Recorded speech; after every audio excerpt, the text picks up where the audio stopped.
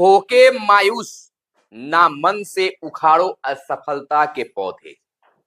धूप बरसी है यहां तो बारिश भी सफलता वाली यहीं होगी। बिहार के नियोजित शिक्षकों को अब गदगद होना चाहिए, गुरुजी को गदगद हो जाना चाहिए, क्योंकि माननीय पटना हाई कोर्ट का जजमेंट आ गया है बिहार के नियोजित शिक्षकों को लेकर। खुशियां मनाइए और अब यह निर्णय करने का समय आ गया है कि आप नियोजित बनकर रहेंगे या विशिष्ट शिक्षक बनेंगे या फिर हेड टीचर बनकर प्राथमिक विद्यालय में जाइएगा। यह वह समय आ गया है जहां खुद के बदौलत खड़े होकर निर्णय लेने की जरूरत हो गई है कि हमें क्या करना चाहिए। भले ही आप एक विशिष्ट शिक्षक राज्यकर्मी कहलाइएगा, लेकिन और तो और नहीं, 2 सालों तक आपको पश्चाताप करनी होगी। यह मैं नहीं, यह खुलकर बातें अब सामने आने लगी है। मैं अपनी बातें कुछ नहीं कहूंगा, जो भी बातें अब तक निकल कर आई है वह कहूंगा।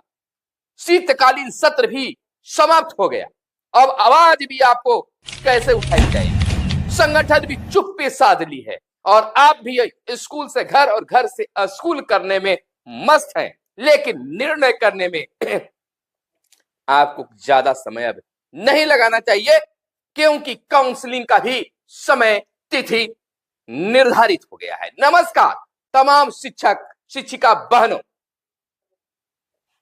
अब यह वह घड़ी आ गई है जहां पर आपको निर्णय करना है कि हमें क्या करना चाहिए। ना तो किसी के जबरिया ट्रांसफर से नाखुश या खुश होना है, या जबरिया ट्रांसफर ना लेना है, या जबरिया आपको विशिष्ट शिक्षक नहीं बनना है, या जबरिया नियोजित शिक्षक नहीं बनकर रहना है, या जबरिया हेड टीचर नहीं बनना है। आप अपना सोचिए, अंतरात्मा में झांकिए और खुद निर्णय लीजिए कि क्या है। लेकिन आज की परिस्थिति और स्थिति क्या है, उस पर हम आज चर्चा करेंगे और तमाम चीजों पर हम आपको बताएंगे। उसके बाद आप निर्णय लीजिएगा, आप गलत हैं, संगठन गलत है, विभाग गलत है, या कौन गलत है।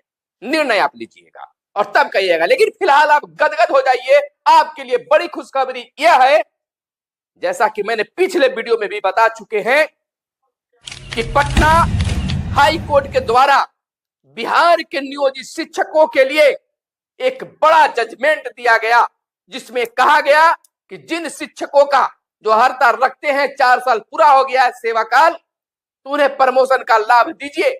स्नातक ग्रेड हेड मास्टर में प्रमोशन दीजिए। उन्होंने इस जजमेंट में 2020 नियमावली पर यह जजमेंट दिया है और कहा है कि आप अपने ही नियमावली से पीछे हट रहे हो, क्यों नहीं इनको दिया गया। और औरंगाबाद के डीडीसी को आदेश दिया गया कि आप प्रमोशन करके हमें रिपोर्ट दें। औरंगाबाद डीडीसी को इसलिए कहा गया क्योंकि औरंगाबाद के शिक्षक इंद्रजीत कुमार जो हैं, वह पटना हाई कोर्ट में गए थे और उससे पहले, पटना हाई कोर्ट में जाने से पहले डीडीसी को आवेदन किया था, लेकिन वहां से कोई स्टेप नहीं लिया गया, इसीलिए डीडीसी को आदेश दिया गया है। हालांकि एक जजमेंट आ जाता है उसके बाद सब पर लागू होता है, अगर नहीं लागू होता है तो फिर एक सामूहिक देना पड़ेगा। लेकिन अब आपको प्रमोशन भी मिलेगा और तमाम लाभ मिलेगी, क्योंकि आप सक्षमता पास कर गए हैं। और सरकार का यही कहना था, बिहार के मुख्यमंत्री नीतीश कुमार ने भी अभी जब नियुक्ति पत्र सक्षमता पास शिक्षकों को दे रहे तो उस समय भी कहा कि मामूली सी परीक्षा देकर सक्षमता पास कर दीजिए। आप भी कर गए हैं और अपने साथियों को भी कहिए कि सक्षमता परीक्षा दे दीजिए। अब यह कोई जरूरी नहीं है कि हम विशिष्ट शिक्षक बने, आपको राज्यकर्मी देना है।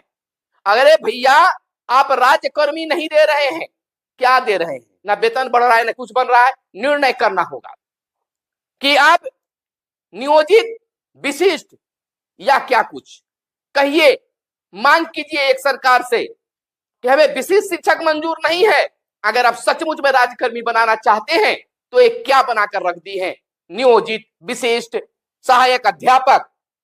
हमें बनाइए सहायक शिक्षक, मंजूर रहेगा हमें। हम विशिष्ट शिक्षक नहीं, सहायक शिक्षक बनेंगे। सहायक शिक्षक, सहायक शिक्षक, सहायक शिक्षक। आखिर नाम बदलकर क्या षड्यंत्र रच रही है बिहार सरकार या शिक्षा विभाग। सहायक शिक्षक करने में क्या है घाटा? बहुत बड़ी घाटा है सरकार को। वो आपको कभी सहायक शिक्षक नहीं बनाएगी।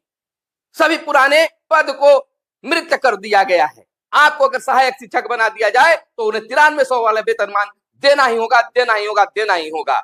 इसलिए इसमें बड़ी राज है और इस समय की स्थिति जो है बिल्कुल गड़बड़ हो गया है।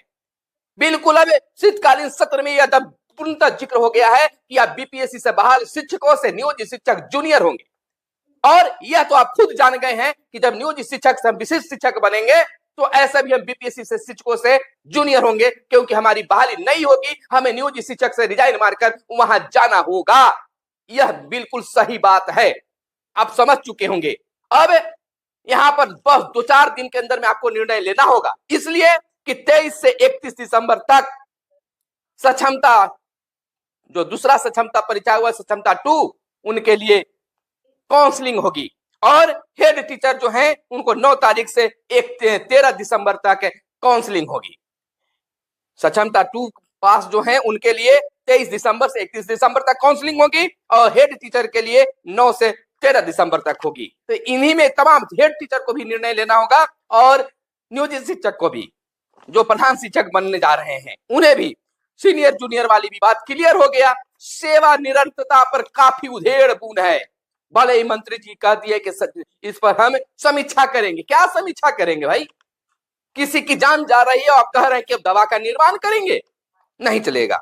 और अगर विशिष्ट शिक्षक आप बनते हैं, हेड टीचर बनते हैं, तो 2 साल का प्रोबेशनल पीरियड में आपको रहना पड़ेगा। कोई इंक्रीमेंट कुछ नहीं बढ़ेगा और नियोजित शिक्षक रहने में इंक्रीमेंट भी आपको जनवरी में बढ़ जाएगा और कोई वहां वेतन नहीं बढ़ने जा रहा है। यह जान लीजिए, सोचिए, मेरी बातों पर मत आइए, सब पॉइंट बाय पॉइंट हम बता रहे हैं, उस पर आप विचार कीजिए और तब जाकर निर्णय लीजिए। नियोजित शिक्षक से रिजाइन मारकर और आपको विशिष्ट शिक्षक बनना होगा।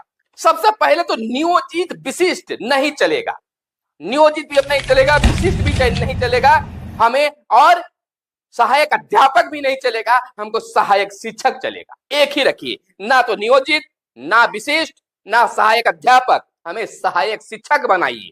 अगर जबरिया करना ही है तो आप नाम चेंज कर लीजिए। नाम चेंज करने में क्या हो रहा है? आज के समय में पुराने पुराने शहर के नाम बदल दिए जा रहे हैं और शिक्षक को कई कैटेगरिया में बांट दिया गया। और वो अभी शिक्षक को, जो एक शिक्षक खाली कहा जाता है, उस नाम को रखने में आपको क्या तकलीफ हो रही है?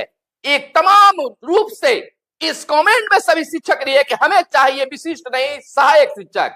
विशिष्ट लिखिए सभी को कमेंट में, विशिष्ट नहीं सहायक शिक्षक, विशिष्ट नहीं सहायक शिक्षक। एक एक शिक्षक 10-10 कमेंट कीजिए, तब जाकर यह वीडियो वायरल होगी। और वीडियो को खूब वायरल कीजिए उस कमेंट के साथ, तब सरकार तक ये बात पहुंचेगी कि शिक्षक की मांग अब क्या है।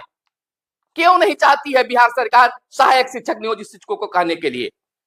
अब बीपीएससी सवाल शिक्षकों को, सहायक अध्यापक, उनके साथ भी खेला हो गया, उनको भी चला जा रहा है। उनको सहायक शिक्षक क्यों नहीं रखा गया? कहीं नहीं कहीं होठ है, लोगों में इस तरह से उधेड़बुन पैदा की जा रही है।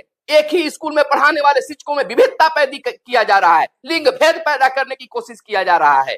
इन तमाम लोगों को सोचना होगा, बीपीएससी से बहाल शिक्षकों को भी सोचना होगा और नियोजित शिक्षकों को भी सोचना होगा कि आखिरकार सरकार और विभाग सहायक शिक्षक क्यों नहीं नाम देना चाहती है।